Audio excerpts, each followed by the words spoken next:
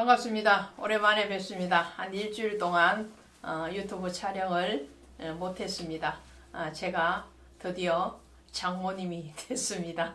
저희 딸이 결혼을 하고 사위를 맞이했습니다. 그래서 그 결혼식으로 인해서 유튜브 촬영을 한 일주일 동안 못한 것 같습니다. 여러분 넉넉하신 마음으로 양해를 해주시기를 바랍니다. 오늘부터 에레미야서를 강의하도록 하겠습니다. 이 에레미야는 대선지서에 속하죠. 이사야도 마찬가지고요. 에스겔, 다니엘, 에레미야는 대선지서에 속하는데 우리는 그 분량을 놓고 대선지서다 혹은 소선지서다 이렇게 표현을 하는 겁니다. 양의 분량을 얘기하는 거죠.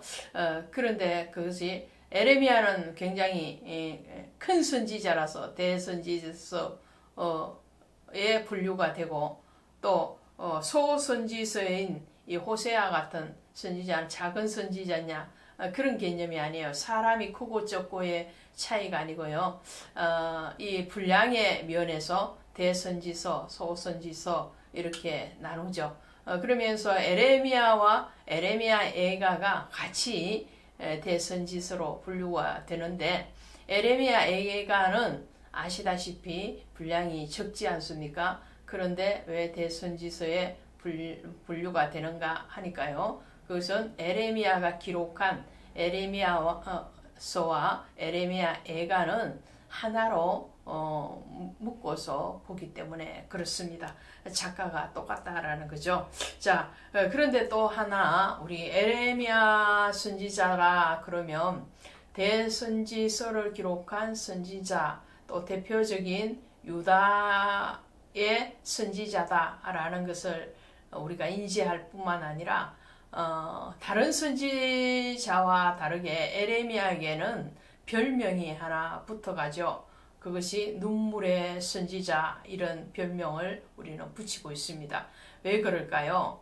그 첫 번째 이유는 에레미야서 9장 1절에 가니까 에레미야가 친히 자기가 얼마나 눈물을 흘리고 있는가에 대해서 표현을 하고 있어요. 9장 1절에 보시니까 어찌하면 내 머리는 물이 되고 내 눈은 눈물 근원이 될고 죽임을 당한 딸 내 백성을 위하여 주야로 울리로다 그렇게 말을 하죠. 그래서 에레미야는 스스로 눈물의 선지자라고 자신을 고백하고 있습니다.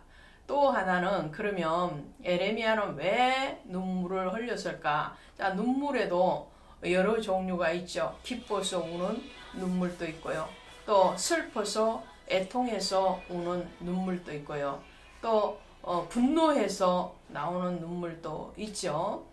그런데 에레미야는 분노도 아니고 기뻐서 우는 감격의 눈물도 아니에요. 에레미야가 흘리는 눈물은 바로 슬픔의 눈물, 애통의 눈물입니다. 왜 그런가 하니까 하나님께서 에레미야를 불러서 내 백성에게 하나님의 말씀을 전하라고 말씀을 하시는데 그 전하고자 하는 말씀이 뭔가 하니까 유다가 심판을 받을 것이라는 것이죠.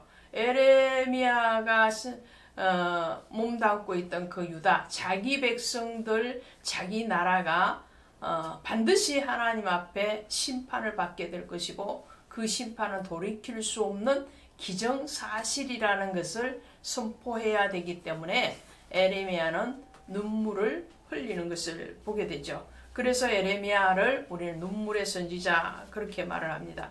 에레미야가 활동했던 그런 시기는요.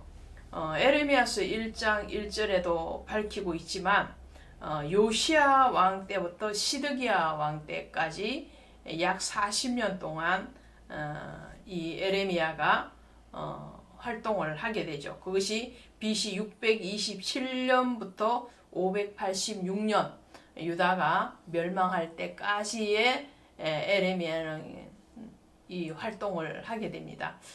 이사야와 함께 에레미야가 굉장히 긴 시간 동안 선지자로서 활동을 했던 것을 우리가 보게 되죠. 그러면 에레미야의 주제가 뭐냐라고 말을 할 때 성경 전체의 주제이기도 하지만 에레미야의 주제는 심판과 새 언약입니다. 심판과 새 언약을 얘기한다는 거죠. 심판으로 멈추지 않는다는 게 우리에게는 소망이죠. 그래서 심판과 구원인데 이사야가 심판과 구원에 대해서 얘기하고 있잖아요. 에레미야는 그 구원에 대해서 좀 더 구체적으로 새 언약을 하나님 앞에 받아서 선포하는 것을 보게 됩니다. 그러니까 심판을 깨닫는 것이 오히려 복이죠.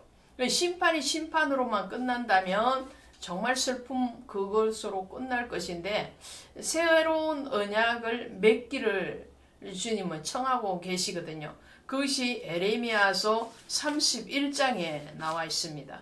자, 우리 찾아가 보시면 에레미야서 31장 31절에 가시면 외우기도 쉽죠. 에레미야서 31장 31절에 가시면 이렇게 말을 해요. 여호와의 말씀이니라. 보라, 날이 이르리니 내가 이스라엘 집과 유다 집에 새 언약을 맺으리라. 할렐루야. 새 언약을 맺는다고 그래요. 그럼 그 새 언약은 뭘까요? 새 언약은 당연히 복음이겠죠. 33절에 이렇게 말합니다. 그러나 그날 후에 내가 이스라엘 집과 맺은 언약은 이러하니 곧 내가 나의 법을 그들의 속에 두며 그들의 마음에 기록하여 나는 그들의 하나님이 되고 그들은 내 백성이 될 것이니라. 자, 이전에는 율법으로 기록되어졌죠. 그것이 십계명을 비롯한 율법 613가지였잖아요. 근데 그 율법에 근거를 하니까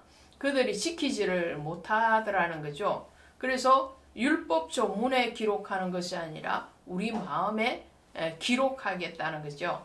그 마음에 기록되어진 하나님, 그 하나님의 사랑을 우리에게 기록하실 뿐만 아니라 그 사랑의 언약, 그 언약은 내가 너희의 하나님이 되고 너희는 나의 백성이 되리라.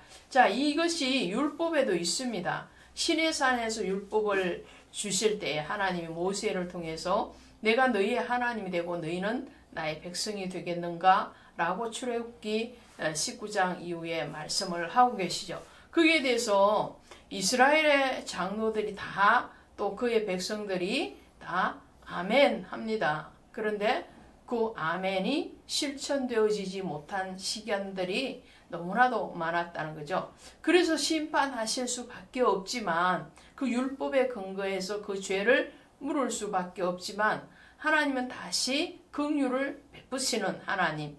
그래서 그 율법의 저항이 아니라 예수 그리스도를 우리 안에 주시는 거죠. 성령 하나님을 내주하게 하시는 거죠. 그 예수 내주하신 그 성령께서 우리를 감동시키고 감화시키셔서 예수 그리스도를 알게 하고 그 예수 그리스도를 믿음으로 고백하게 하고 그리고 그 예수 그리스도의 이름으로 구원받게 하겠다. 그러므로 영원한 나의 백성과 하나님이 되시겠다는 그 언약이 새 언약입니다. 그 새 언약을 에레미야는 지금 선포하고 있는 것이죠.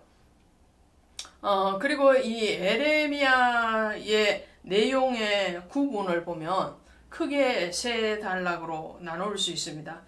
첫 번째 단락은 1장부터 45장까지 1장부터 45장까지는 에레미야의 소명을 포함해서 유다에 대한 심판을 예언합니다. 1장에서 에레미야의 소명이 나오죠. 하나님이 에레미야를 직권적으로 강권적으로 불러 쓰십니다.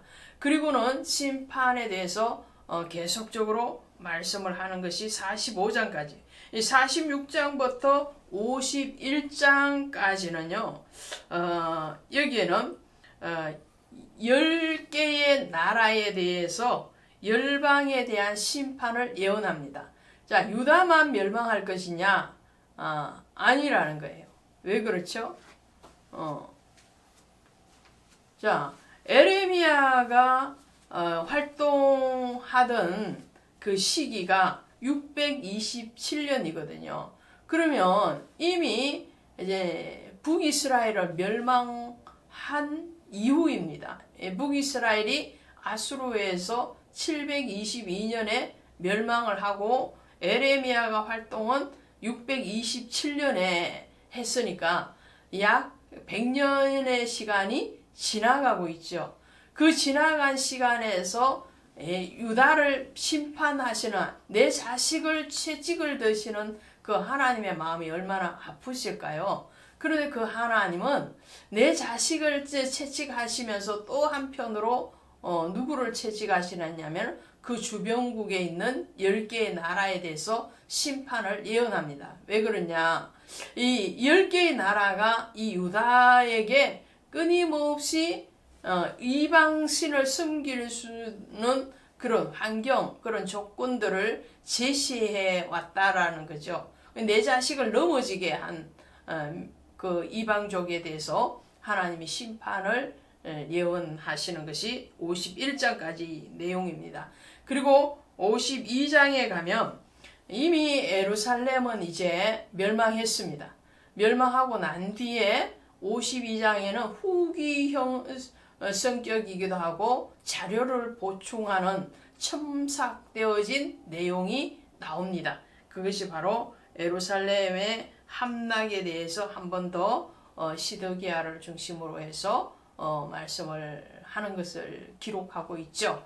자, 이렇게 해서 에레미야는 그 내용이 유다와 그 주변국에 대한 심판, 그리고 예루살렘의 멸망 이후에 이루어진 그 역사에 대해서 기록하고 있는 것이 에레미야서입니다.